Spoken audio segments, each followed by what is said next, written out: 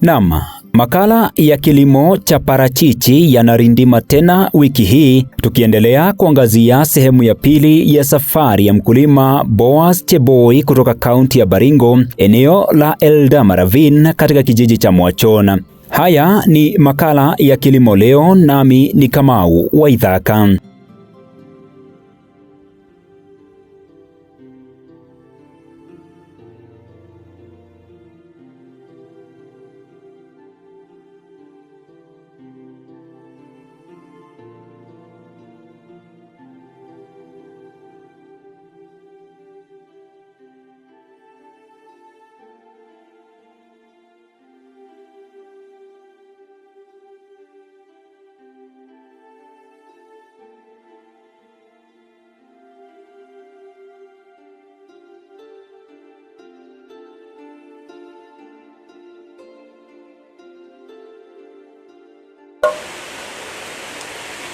Naam, tushafika shambani sasa, ingawa pale ambapo tulikuwa ni shambani.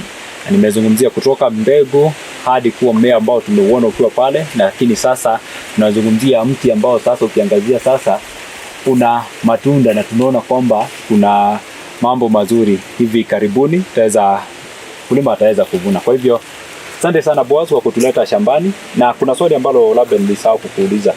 Je, labda miti hii ulipanda mwaka upi ama katika kilimo hiki cha avocado umekuwa kwa miaka ngapi? Katika sehemu hii Boaz anatuchukua moja kwa moja hadi shambani ili tupate taswira halisi ya kilimo cha parachichi, kuanzia hatua za mwanzo, changamoto, mafanikio hadi matarajio yake ya baadaye. Boaz Cheboy anatueleza kuwa kwa sasa ana idadi kubwa ya miti ya parachichi aliyopanda kwa mpangilio maalum, akisisitiza umuhimu wa upangaji bora wa shamba. Anasema kilimo hiki alianza miaka 6 iliyopita, kipindi ambacho changamoto kuu zilihusisha matumizi ya dawa sahihi pamoja na kukabiliana na wanyama waharibifu.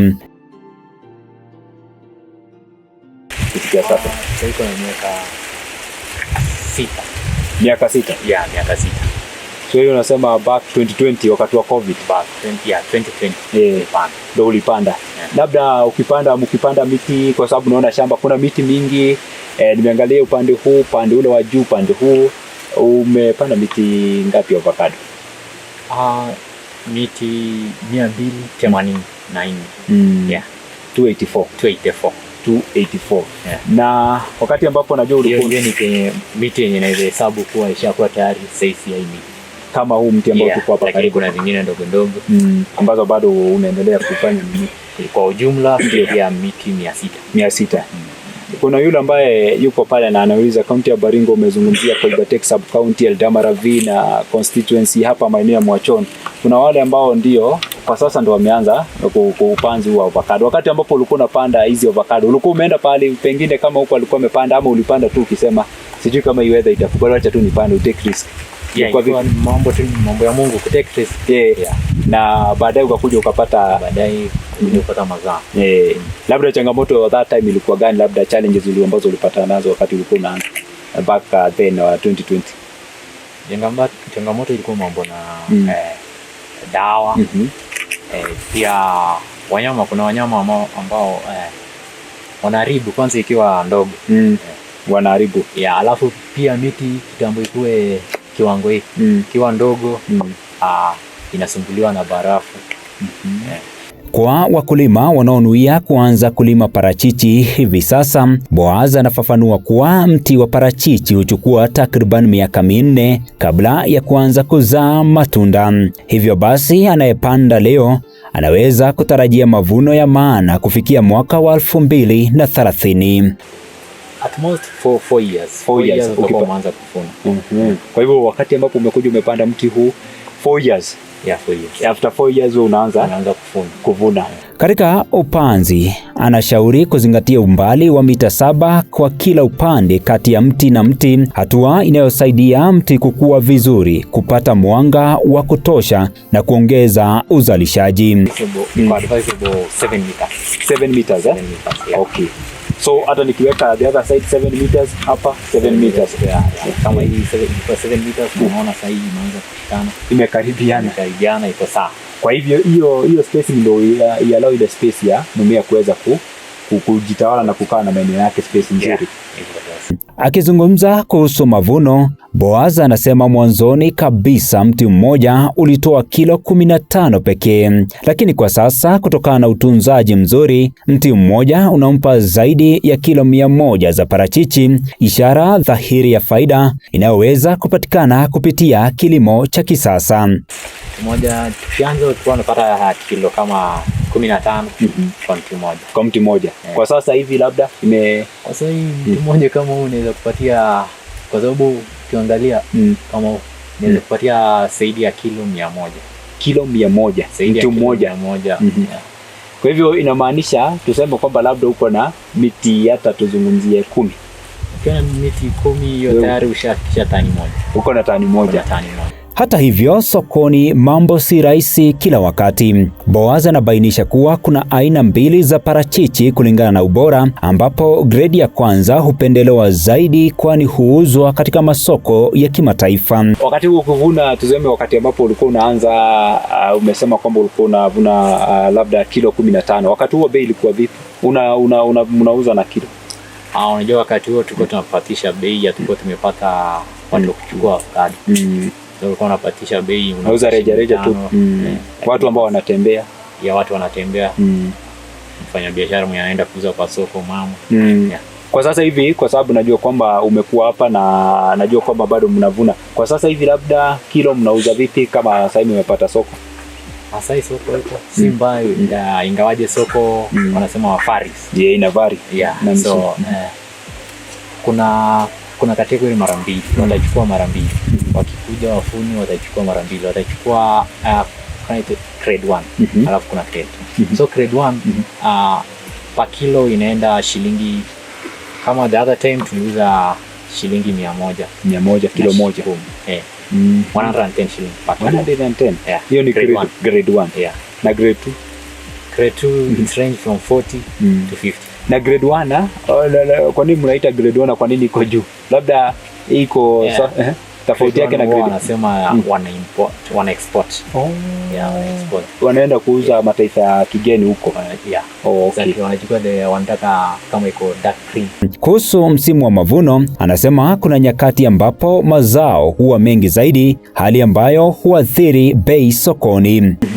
Karibia tufune huwa unaipea miezi mbili, hapo ndio pia after miezi nyingine mbili, na umeona kama hizi zinaanza tu unaipea miezi nyingine 4. So it's a continuous. So unazungumzia for example kuna hii hiyo unaweza pea miezi kama 3. Miezi 3. Alafu kuna ingine hii alafu kuna nyingine umeona, na hizi ndio imeanza tena kuflower, unaona imeanza kuflower tena. Sasa nimepata. Kwa hivyo unasema kwamba faida ya mmea huu tofauti na mimea mingine kwa sababu ndio tuna mimea na watu wana. Changamoto bado zipo. Boaz anakiri kuwa licha ya maendeleo aliyoyapiga, upatikanaji wa dawa bora za kukabiliana na baadhi ya magonjwa ya parachichi bado ni tatizo kubwa kwa wakulima wengi. Mambo na dawa. Dawa it's very expensive. Na kupata pia ni ngumu. Kupata hiyo dawa ni ngumu. Availability yake ni very hard kupata. Nini availability yake hakuna. Alafu kuna magonjwa hauwezi, ni ngumu ujue ni ugonjwa gani. Kuna aswa sahi kuna niliona dalili kwa nini nyingine kwa hii miti nyingine ya avocado. Kuna kwa mfano kuna hii ugonjwa zaidi, hata na mimi nimejaribu kuitafuta sioni, nimeingia kwa mtandao. Hizi nini? Ni ugonjwa patches hizi tunaona kwa nini? Unasema hiyo ni ugonjwa huu. Haikuwa mzimu jana, lakini sasa hivi unaona inaanza kushika. Na hii ndio changamoto ambayo mnasema, na kwa sasa hivi unasema hujaweza kupata suluhisho dawa. Hatujapata suluhisho. Okay, ndio. Mtazamaji nadhani unatazama na unaona, na tueleza mkulima Boaz kwamba msimu jana hawakuweza kuona vitu kama hizi ambazo zinatokea katika matawi haya ya mtu anazungumzia mmea wa avocado, lakini kwa sasa anazungumzia hapo, na anasema hata baada ya kuangazia kwenye mitandao ya kijamii kule kwenye YouTube bado hajaweza kupata solution, na vile vile hata dawa yenyewe hajaweza kuipata. Na najua kwamba kuna wale ambao wanatazama, kuna wakulima, kuna watu ambao wamekuwa hapa na wanajua, na wataalamu, labda mtakapo pale kwenye comment section, na wale ambao bila shaka wanatusikiliza, mnaweza tueleza labda tatizo ni lipi, ugonjwa huu ni upi, na dawa yake ni ipi. Kwa hivyo nazungumzia ndio changamoto kubwa. Okay.